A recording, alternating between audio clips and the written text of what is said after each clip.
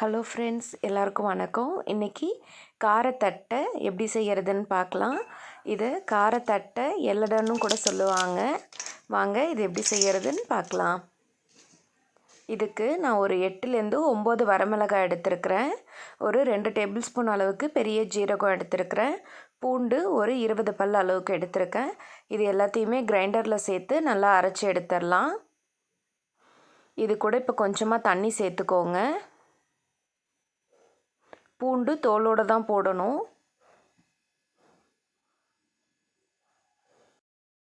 நான் இன்றைக்கி எல்லடைக்கு ஒரு 2 டம்ளர் அளவுக்கு ரேஷன் அரிசி புழுங்கல் அரிசி தான் எடுத்துருக்கிறேன். இதை நல்லா நான் ஒரு 2 மணி நேரத்துக்கு முன்னாடியே வாஷ் பண்ணிவிட்டு ஊற வச்சிட்டேன்.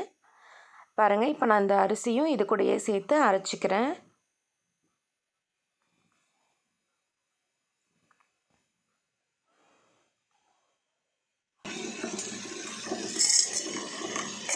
மிளகாயெல்லாம் இது போல் நல்லா எடுத்து விட்டுருங்க. அப்போ தான் நல்லா மசிஞ்சு வரும். இது நல்லா மசியட்டும். அதுக்குள்ளே நம்ம பொட்டுக்கடலை பவுடர் ரெடி பண்ணிக்கலாம். நான் பொட்டுக்கடலை ஒரு கப் அளவுக்கு எடுத்திருக்கேன். இதை நல்லா ட்ரையாக பவுடராக நைஸாக அரைச்சிக்கலாம்.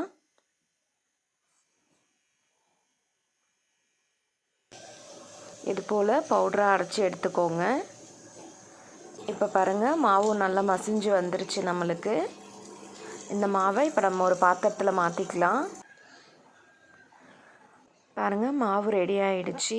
இப்போ இது கூட ஒரு டேபிள் ஸ்பூன் அளவுக்கு நான் வெண்ணெய் சேர்த்துக்கிறேன். 1 டேபிள் ஸ்பூன் அளவுக்கு கடலப்பருப்பு ஊற வச்சுருக்கேன், அதையும் சேர்த்துக்கிறேன். பெருங்காயத்தூள் ஒரு அரை டேபிள் ஸ்பூன் அளவுக்கு நான் சேர்த்துக்கிறேன்.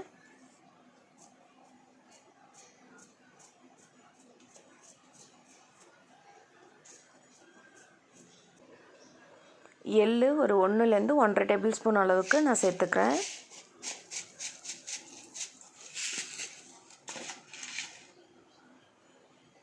கருவேப்பிலை நல்லா பொடிசாக கட் பண்ணி வச்சுருக்கிறேன், அதையும் சேர்த்துக்கிறேன்.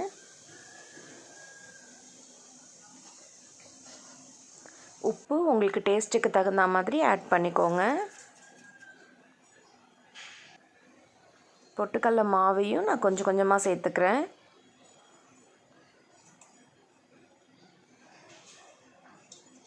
கலந்துட்டு மாவோட ஈரப்பதத்துக்கு தகுந்த மாதிரி பொட்டுக்கடலை மாவு சேர்த்துக்கணும். ஸ்டார்டிங்லேயே எல்லா மாவையும் நம்ம சேர்த்துடக்கூடாது. பாருங்கள், நான் எடுத்த 1 கப் பொட்டுக்கடலை மாவுமே இதுக்கு கரெக்டாக இருந்தது. மாவு நல்லா இந்த பதத்துக்கு இருக்கணும்.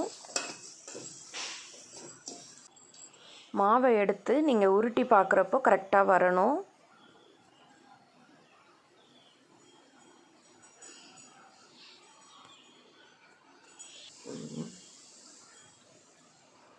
பாருங்கள், இந்த அளவுக்கு நல்லா வரணும் மாவு ஈஸியாக.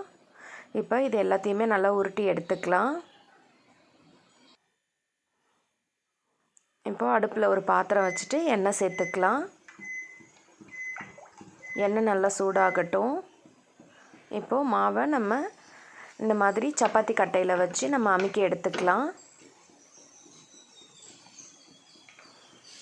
எண்ணெய் கவரில் வச்சு செஞ்சிங்கன்னா இது போல் ஒட்டாமல் வரும் ஈஸியாக.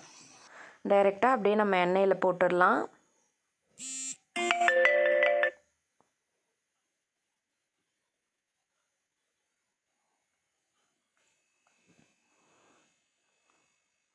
இது நல்லா மேலே வெந்து வரும் பொழுது லைட்டாக அப்படியே திருப்பி விடுங்க.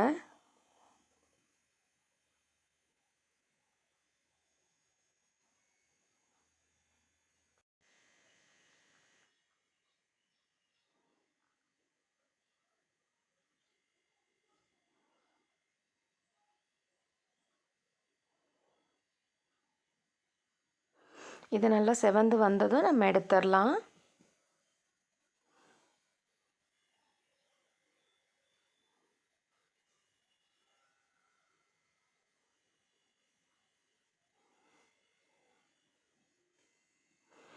அவ்வளோதாங்க, எல்லடை நமக்கு ரெடி ஆயிடுச்சு. இது சாப்பிட்றதுக்கு ரொம்பவே டேஸ்ட்டாக இருக்கும். நீங்களும் ட்ரை பண்ணி பாருங்கள். எப்படி இருந்ததுன்னு கமெண்ட் பாக்ஸில் சொல்லுங்கள். எல்லடை எந்த அளவுக்கு நல்லா கிறிஸ்பியாக இருக்குன்னு பாருங்கள்.